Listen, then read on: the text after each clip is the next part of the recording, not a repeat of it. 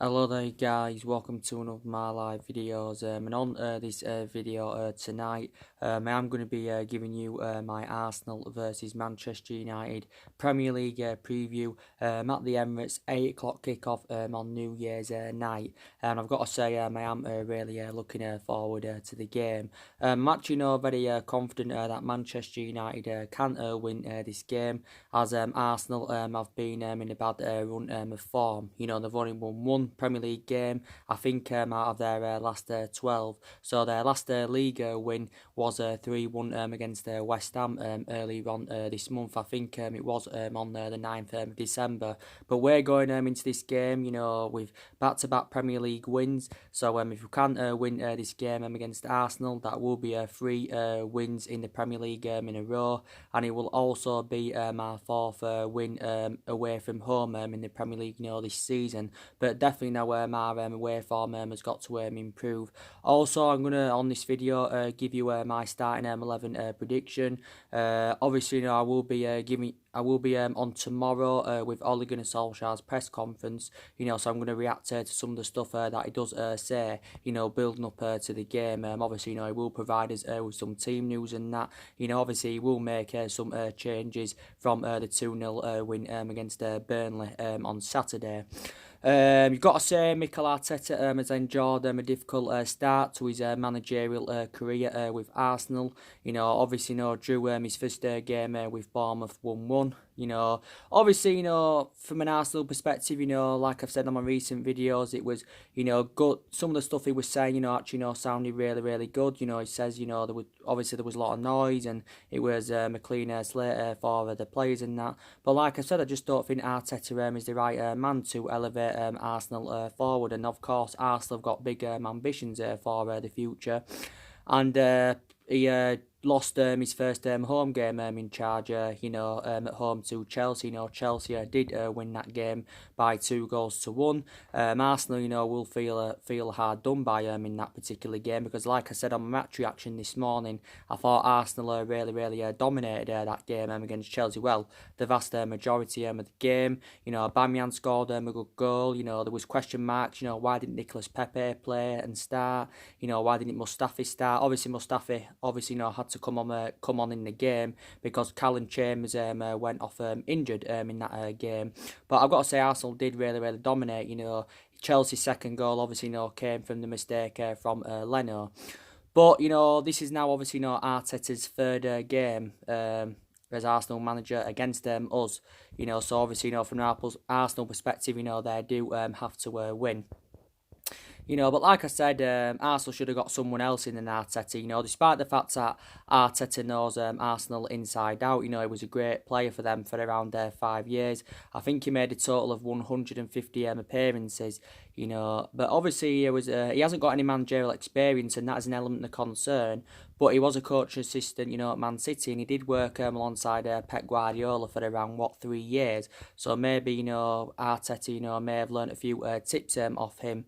But he hasn't got a pedigree behind him in terms of management as Arteta. He's got a 3.5 year deal, but I think Arsenal are determined to give him more time to see who else he can recommend in, because obviously our Arsenal team is not Arteta's, so he's gonna obviously want to make further more investment in the Arsenal squad next year.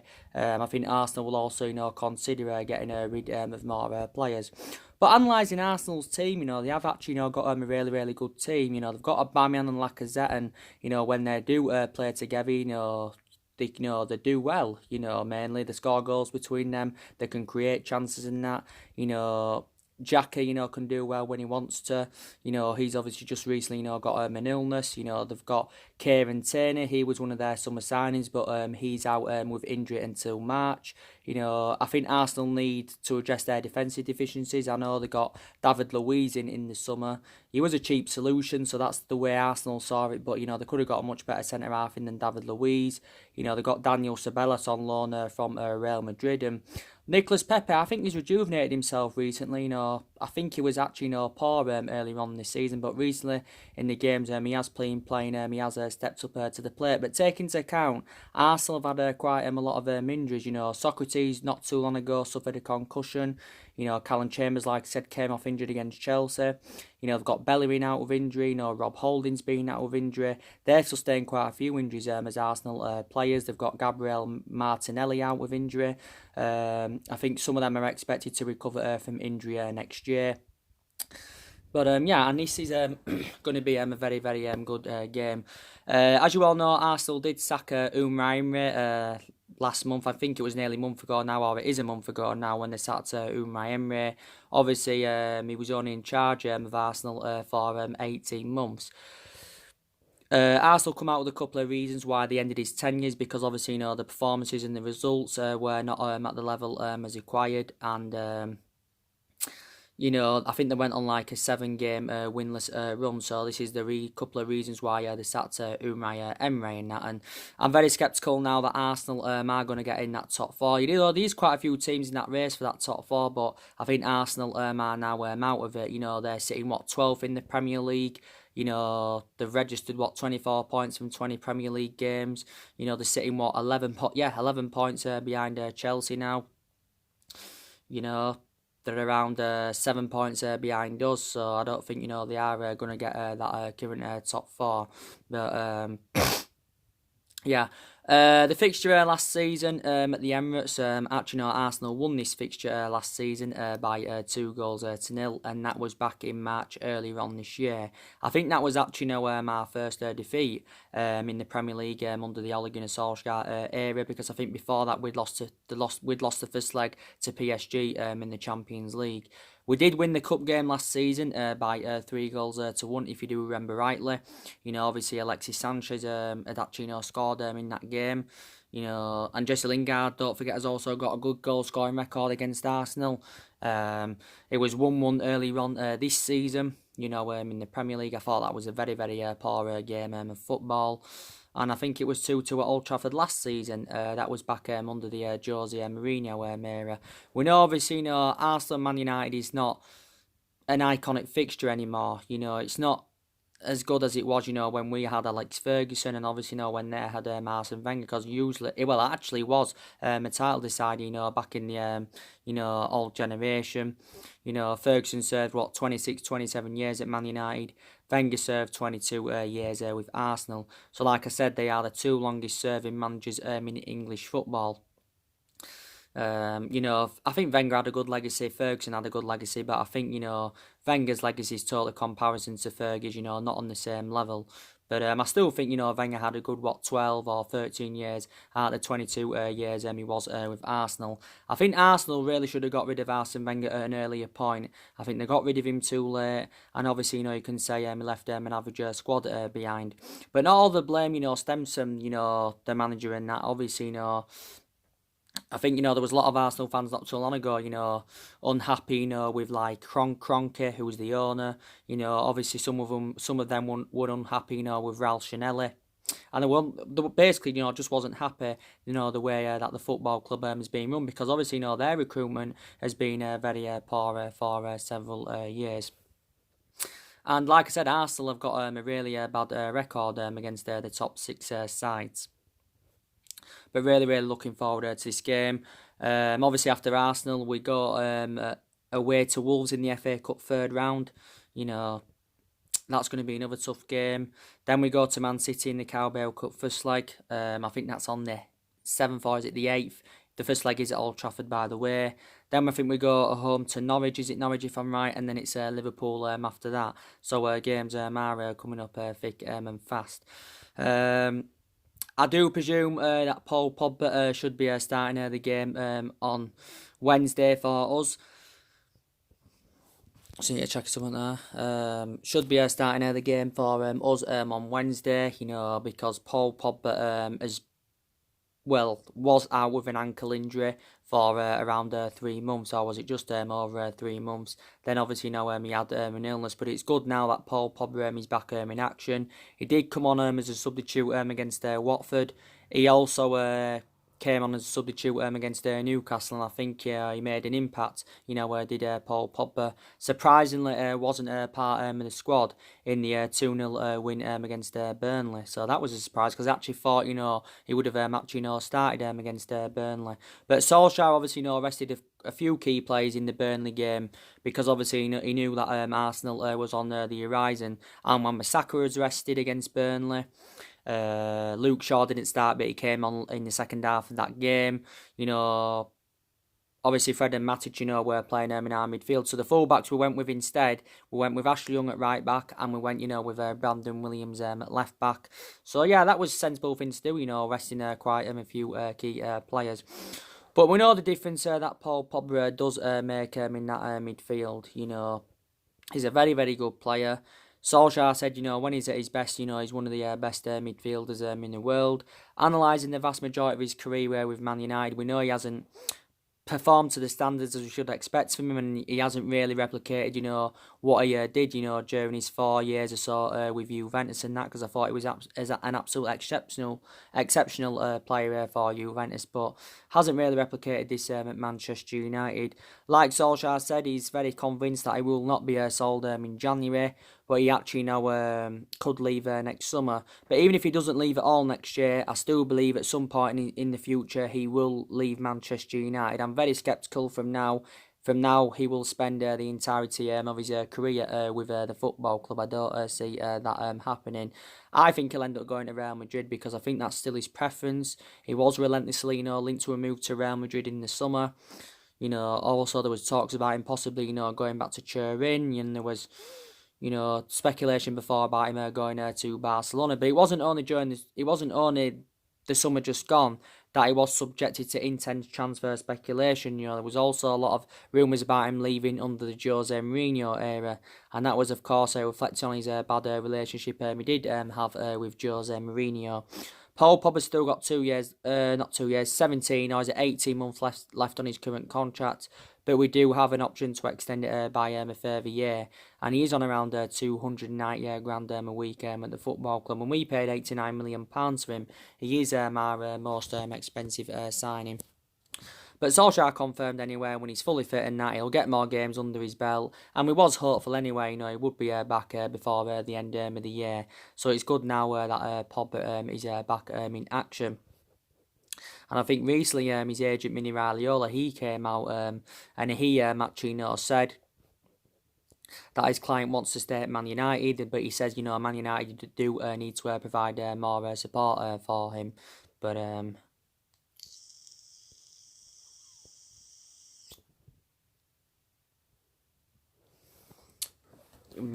so I think he should start against Arsenal. If he does, it will be his 151st appearance for the football club, since he rejoined from Juventus back in 2016. I don't think McTominay won't be playing in this game, I can assure that, because Solskjaer recently, provided us with some news regarding McTominay. Sky Sports recently said, and they are a reliable source, they said that Solskjaer said that McTominay could be out for 3 to 4 weeks, so his injury must be quite severe. Solskjaer confirmed that he's damaged the ligaments in his knee, and that is a shame, really, because I think McTominay has been a revelation this season for Man United. Like I said, if McTominay can keep the consistency up, if Fred can keep the consistency up, then maybe they can emulate into two Galactico midfielders. But either way, we still need to address that midfield next year, because that's one of the priority areas where Man United need to strengthen up. But I don't know if they are long-term solutions for Man United. And it wasn't too long ago that McTominay was out with an ankle injury. He has been in the senior squad now for quite a few years. But, I think, McTominay's done very, very well alongside Fred in our midfield. I think they've blended in very, very well together. They've complemented each other. Basically, I've got the same perception on Fred of what I've got of McTominay. I don't know if Fred's a long-term solution for the club. I think, we need to give him more time at the football club. I know we overpaid for him. We paid, £50 million for him from Shakhtar Donetsk in the summer of 2018 and that. And he was an exceptional player at Shakhtar Donetsk. But obviously, he just thought when he came to the Premier League, look, it's a new era for me. I'm playing amongst different players and that, so I may not settle in straight away. and he hasn't settled in. He didn't settle in straight away, but I think now he's starting to settle a bit more. So yeah, I would keep Fred in that midfield, definitely. We'll know more news anyway, when he does his press conference, Solskjaer. More players are recovering from injury anyway. Bay and Fosu-Mensah are both back in training. Bay's been out since pre-season. I've got to say, Eric Bay is very injury prone. Fosu-Mensah's been out since he was on loan with Fulham. It did say anyway, Bay should be back in the new year. And I think their appearances could be limited anyway, because obviously our first choice centre halves are Harry Maguire and Victor Lindelof. Diego Dalot, he's no longer injured now. He played for the youngsters the other week, and Solskjaer said then from then on, he will be ready in that, and he's actually sustained quite a few injuries this season, as Diego had a lot, but reflects on the amount of injuries we've had this season anyway. Solskjaer has had to make a lot of alterations in the squad. Luke Shaw obviously was injured early on this season. He was out with a hamstring problem. Obviously Anthony Martial was out with a hamstring problem earlier on this season. Then obviously sustained a muscular problem, so he sustained quite a few injuries. Lingard's had a few injuries this season. Rashford was injured earlier on in the season. So yeah, we have had a lot of injuries. So now we're gonna get on with my starting 11 prediction. Solskjaer will stick with a 4-2-3-1, I should presume, because he's been going with that 4-2-3-1 formation on a regular basis this season as Solskjaer. I think maybe in some games, that formation has worked. My own perception on it, I don't think it suits our standards, does that formation. I think, we should try a different formation. Maybe we should revert back to 3 at the back, or, we should go with a 4-3-3 formation. But I think Solskjaer's happy to stick out with a 4-2-3-1. So I'm going to go with a 4-2-3-1. So obviously David De Gea in goal. I know some Man United fans recently, have been demanding David De Gea to be dropped, and they should say we should give Sergio Romero the chance, because Sergio Romero is our second choice goalkeeper, but he mainly plays in like the Carabao Cup in the Europa League and that, because David De Gea has made few mistakes. He made some mistakes early on this season. He made quite a lot of mistakes towards the back end of last season, and he's not the best goalkeeper in the world at this present time. But you've got to say overall he is. He's been a long servant at Man United. David De Gea is now into his 9th season at the club. He's enjoyed 8 years here, but you can say he's had a good 7.5 years, at the football club as David De Gea. And I think he's made about 380 odd appearances for us now in all competitions. So he's close now to making 4 century appearances for the football club. And I think he's 28 or 29. But he'll be in goal. Bissaka will be at right back. Like I said, he was rested against Burnley. Got to say, I've been very, very impressed with Wan-Bissaka this season. You could arguably say he's been our most consistent signing. But overall, only I think the 3 players that we signed during the summer, you can say they've been our best players so far this season. But he's been immense at right back. I think one of the best games Bissaka had was the 2-1 win against Man City early on in the season. I think the centre-back partnership will be obviously, Victor Lindelof and Harry Maguire. I thought they both had a really, really good game against Burnley on Saturday. They showed a good distribution. And I think, the sign of Harry Maguire has addressed our defensive deficiencies, so we've improved defensively. Lindelof, I think he's had a few bad games this season, and when we first recommended him in from Benfica back in 2017, he didn't settle in his first season, Victor Lindelof, but I thought it was totally comparison in his second season. There was elements of his game that he improved in his second season, and I think he's, more or less done the same thing this season, and he's currently now into his 3rd season as a Manchester United player. Left back, I think it'll be Luke Shaw at left back. It could actually be Brandon Williams, because I think now Solskjaer views Brandon Williams as his first choice left back and that. I think, if Brandon Williams and that hadn't come onto the horizon, then maybe we would have considered, getting a left back in next year, a new left back. But, Brandon Williams has made a massive impact, and I thought it was fantastic against Burnley. His defensive distribution was good. He showed good attacking intent. And, he's very, very good playing. He's only at the age of 19. Don't forget, Young can play at left back, but he's predominantly a right back. you know. But I think it will be Luke Shaw that starts at left back, definitely. Midfield, probably I'm going to say it's going to be Fred and Paul Pogba in that midfield. You know, if it isn't Pogba, then I think, you know, it will be Fred and Matic like it was against Burnley. Definitely McTominay won't be there because, like I said, he's currently injured. So it'll either be Fred and Matic in the midfield, or it will be Fred and Pogba. The attacking three, I think, you know, actually Mason Greenwood could possibly start this game because, you know, he didn't actually, you know, play against Burnley. But I'm going to go with Rashford on the left, obviously. He'll keep his place out wide because Rashford obviously now operates out wide because Martial, you know, plays centrally because at the start of this season it had confirmed Martial had been given that number 9 shirt. But yeah, even though he's actually, for the vast majority of his career, you know, operated out wide as Martial because that's actually his predominant position. But Rashford will be on the left. The number 10, you know, well, we've got a few that can play in number 10. You've got Lingard that can play in number 10. You've got Mata that can play in number 10. And you've got Pereira that can play in the number 10. I think we've overplayed Andrews Pereira this season. You know, we actually have. And I think a lot of Manchester United fans are demanding him out of the football club. I don't think he's good enough in my own perception. I think we'll play Lingard in number 10, you know, reflecting on his record against Arsenal, his goal-scoring record. Plus, I think he's rejuvenated himself recently, so I can see Lingard being in that number 10. Daniel James on the right-hand side, or it'll be Mason Green. I think it'll be Daniel James on the right, and Anthony Martial up top.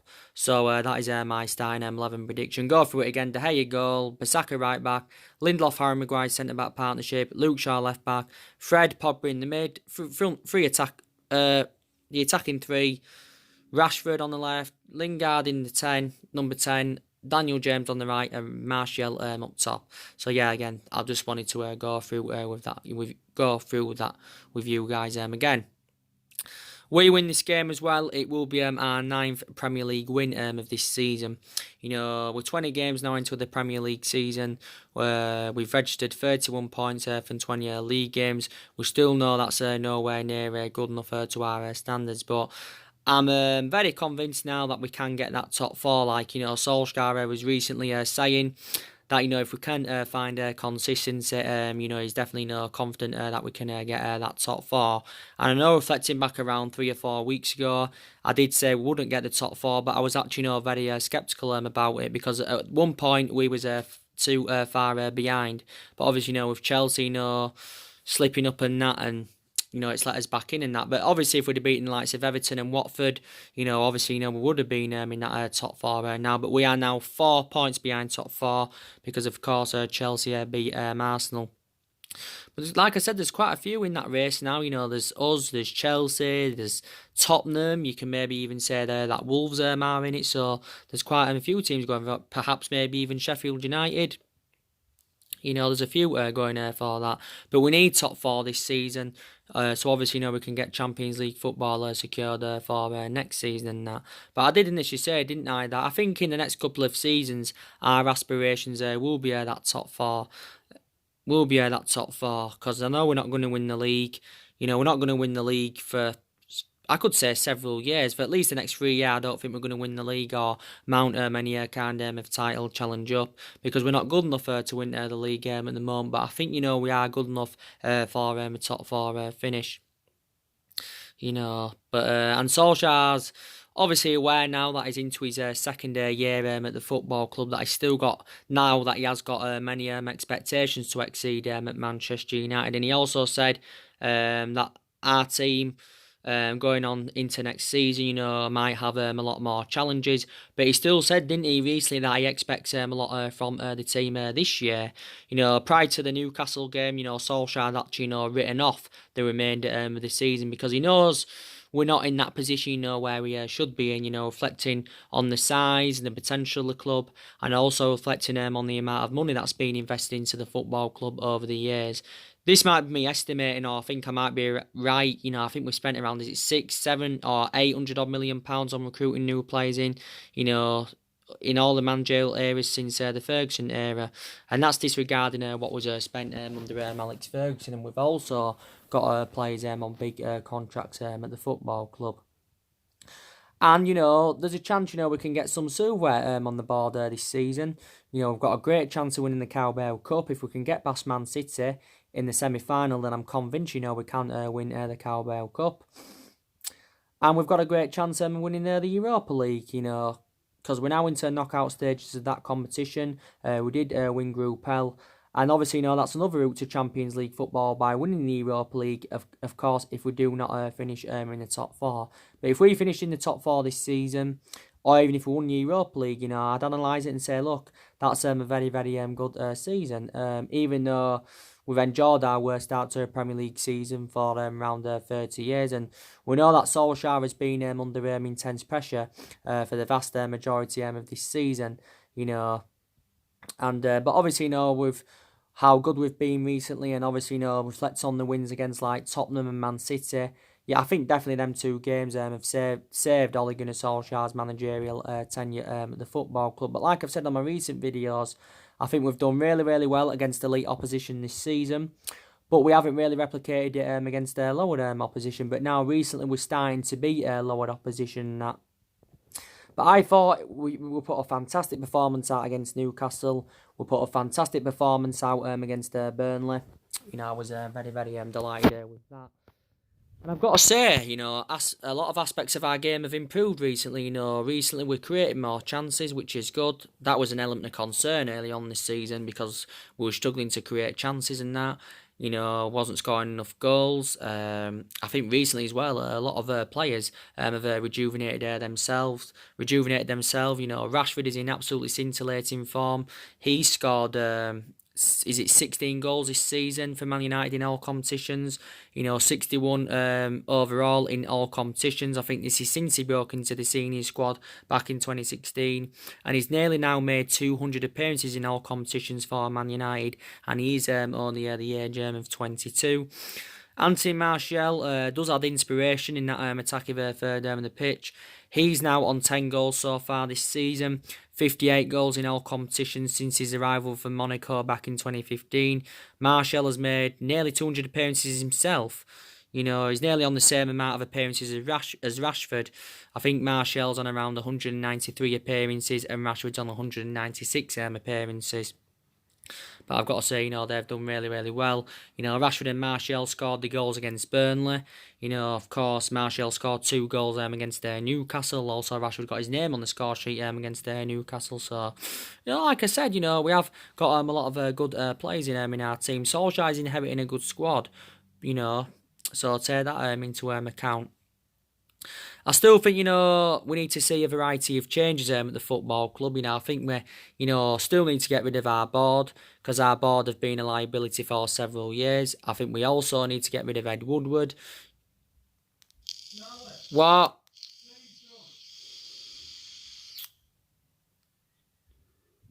I think we also need to get rid of Ed Woodward. We also need to get rid of the Glazers. I'd keep Solskjaer for now, but like I said, a good couple of results doesn't change my perception regarding Solskjaer. I still feel as though he's not the long-term solution for Man United. Like I said, if we can keep this consistency up and, we can carry this on until, March next year or until the end of this season, then my perceptions, may start to change, regarding Solskjaer. But I'm still very sceptical that he will see out his 3-year contract at the football club. But obviously the likes of our board, Ed Woodward and, the vast majority of our players, their perceptions are totally comparison to mine and a few Man United fans because obviously, they're willing to back Ole Gunnar Solskjaer all the way. And I want his managerial tenure to work out at the football club. And I've got some element of concerns about him. There's some aspects of me, that do credit him and that. I think, Solskjaer recently, was talking about his managerial style at Man United and he's given his overarching view so far on his tenure at the club. And, he's mainly, what he's mainly done, during his Man United tenure, as of it so far, that is, he's mainly, talked about, giving the youngsters the opportunities. And he has, given all our youngsters their opportunities, but he confirmed that they would at the start of this season. He does rely on the kids a bit too much, but I think, the likes of Mason Greenwood, Tuan Zebe, Brandon Williams, all of them, I think they're all going to become successions at the football club. You know, I've got some element of concerns about some of the upcoming players, so I think it would be beneficial if we did move some of them on next year and that, because not all of them are going to become a succession at the football club. I think in total, since his arrival at Man United, he has give around 10 former academy players their senior debut. So you've got to credit him for that. You know, as well. And we'll, even whether his managerial tenure at Man United works out or not anyway, you know, we'll never forget what he has done for the football club, Solskjaer, because like I said, you know, he was a great long-serving player for us for 11 years. He flourished under Alex Ferguson's guidance. But obviously, as a manager, I think he's totally comparison. He hasn't got a pedigree behind him in terms of management, but that doesn't mean, you know, he won't succeed at Manchester United and that. But he will not be sacked. He will not be sacked. We are willing to give him at least a couple more transfer windows. You know, next year it's very imperative that we do get the right calibre players into the football club, you know, that can elevate us forward and get us back to being a competitively level football club. And, you know, there is lots of players on our agenda. We've got to address the deficiencies in the squad next year. We've got to get a couple of midfielders in. We've also got to get a couple of attackers in. We are considering spending a substantial amount next year. Solskjaer's getting unlimited funds. I think, you know, an estimated guess, I think we're going to spend from 250 to 300 million pounds on recruiting new players in. But I think we're going to look to sign about 2 players in January. Solskjaer recently said it's not assured that we'll make many signings in January, but we will see. I did give you the news. I did give you the news, didn't I, earlier on regarding Erling Haaland. Obviously now we can't sign Erling Haaland because obviously it got officially announced yesterday that Borussia Dortmund have signed Erling Haaland on a 4.5-year deal, so he's under contract with them until 2024. And Borussia Dortmund have got him for the reasonable figure. They've only paid around just over 17 million for him, but that was his actual buyout clause. You know, and he will be officially a Borussia Dortmund player next year on the 3rd of January. So at the beginning of January, he will be officially a Borussia Dortmund player. Very disappointed about that because I thought at one point, you know, Man United were going to sign him, and it looked very, very imminent that, you know, he was going to be our first signing in January, and he was going to be our 4th signing overall under the Mulligan and Solskjaer era. And it fueled a lot of speculation when a couple of weeks ago it reported out saying that Woodward and Solskjaer had gone to Austria. They boarded a plane to Austria to meet up with him. Plus, it allegedly said not too long ago that he'd boarded a plane from Norway to Manchester, but obviously, you know, Solskjaer said he didn't, you know, take the route to Manchester from Norway. And Solskjaer said he admires the player because don't forget Erling Haaland, you know, played under Ole Gunnar Solskjaer's guidance during his period with Mould. And you know, Solskjaer was the one that gave him his debut at just the age of 16, and you know, and Solskjaer was keen on a reunion with the player. Obviously, Juventus were in for him at one point recently. He said Juventus were the likely team to get him after the intervention of his agent Mini Raiola. You know, don't forget RP Leipzig were also in for the player. But it said actually, you know, Man United were willing to offer him a £200,000 a week contract, you know, to recommend him in to the football club. But he's been a revelation this season for Red Bull Salzburg. You know, he's done well. This was only his first season anywhere. He won't even be completing a full season with Red Bull Salzburg because he's going to Borussia Dortmund. But this season he's scored 28 goals in 22 games in all competitions for them, and he's only the age of 19. And so it's a shame that he's not coming to experience the Premier League facilities and that, and he's not coming to Manchester United. So obviously now we'll have an alternative on our agenda. You know, there's been talks of Moussa Dembele. Now, obviously, you know, with Haaland going to Borussia Dortmund, maybe now Borussia Dortmund are determined to sell Sancho. You know, in my next video, I'll give you a bit more of an update on some more transfer news. But definitely, we've got to get rid of more players as well. You know, Man United have got to focus a bit more on the outgoings, despite the fact a lot of players have left since Solskjaer's arrival. You know, so more players do need to go. Definitely.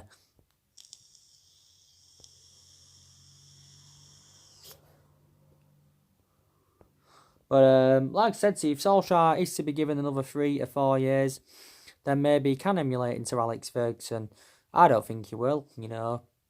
I think he'll never invoke Ferguson's legacy. I don't think any manager, you know, would invoke Ferguson's legacy. But you've got to take into account, you know, Ferguson didn't win out in his first 4 years at the football club when we recommended him in from Aberdeen. But then look what he went and accomplished after, you know, after 4 years of not winning any silverware and that. You know, like I said, he enjoyed 26, 27 years at Man United. Developed a lot of young players as well. Solskjaer replicates him in that aspect because Solskjaer, of course, you know, wants to continue recruiting young players in like he did do during the course in the summer, to be fair. And so basically Ferguson transformed him into a winner. But, you know, he just hasn't got, you know, them managerial credentials as Solskjaer, in my opinion. But I want him to succeed at Man United. We won't sack him. If he hadn't been a club legend and that, disregarding that, I think maybe he would have been sacked by now, you know, to be fair. You know, I think there's still quite a few Man United fans that are, you know, demanding Mauricio Pochettino in. Because we've been long admirers of Mauricio Pochettino. You know, we've been in for him recently. There's been a lot of speculation about him coming to Manchester United. Obviously, we was in for him after the sacking of Jose Mourinho in December of last year. But obviously, you know, our preference was Solskjaer because Solskjaer was a cheaper solution. We didn't really have to pay that much to Mold to recommend him in. And plus, he did really, really well when he was the interim manager in that 3-month period. So obviously, we decided to keep him on and give him the job permanently. You know, this is what we decided to do, and that we wouldn't have to pay anything now anyway to recommend Pochettino in because obviously, you know, he's managerless. You know, he's been linked to quite a few other clubs as Pochettino. There were talks about him not too long ago about him going to Munich or possibly, you know, going to Real Madrid. You know, Mauricio Pochettino. I think he's a comparison manager to Solskjaer. You know, he's got managerial experience. He's well proven in the Premier League. Like I said, he enjoyed a good 5.5 years with Tottenham. But my only, you know, concern is that, you know, he hasn't won out in terms of silverware. You know, but he still did really, really well with Tottenham. He's managed 2 clubs in the Premier League, and that's Tottenham. Also Southampton, where he enjoyed a good short tenure with them. He got Southampton, I think, to their highest ever finish in the Premier League era. And obviously before that, he was Espanyol, was Pochettino. But if we were to sack Solskjaer, he probably, you know, would be the next manager to come in. You know, but I don't see he's getting him in. Pochettino had a pretty decent record. You know, he won I think he won about 159 games in 293 matches for Tottenham in all competitions. I think he won about 113 just in the Premier League out of 202 games he managed in the Premier League. So that isn't that bad, really. But yeah, he won't be coming in. I know there was a lot of speculation as well, wasn't there? About Massimiliano Allegri possibly, you know, becoming our next manager. I think it'd be also beneficial if we could get a director of footballing, because I think, you know, that's one of the structural changes that we need to see at the football club, and it's a shame that we didn't get one in during the course of the summer and that. But yeah, but hopefully, you know, next year or maybe sometime in the future, you know, we can recommend one in. Solskjaer said quite a while back that he was happy with the club's current structure and he doesn't really believe that we need a director of football. But Ed Woodward's totally comparison in that aspect because he obviously, you know, said he was keen on recommending a new director of footballing. So yeah, so that's your everything to update you with. That's your Arsenal versus Manchester United preview. There will be more videos coming up tomorrow as usual on this channel. I think I'm going to be giving. I think I am. I can't guarantee, but I think I'm going to be giving you a preview also for the Manchester City Everton game at the Etihad Stadium. That is, of course, on New Year's evening. That's 5:30 kickoff at the Etihad Stadium. So that's also going to be coming up on this channel.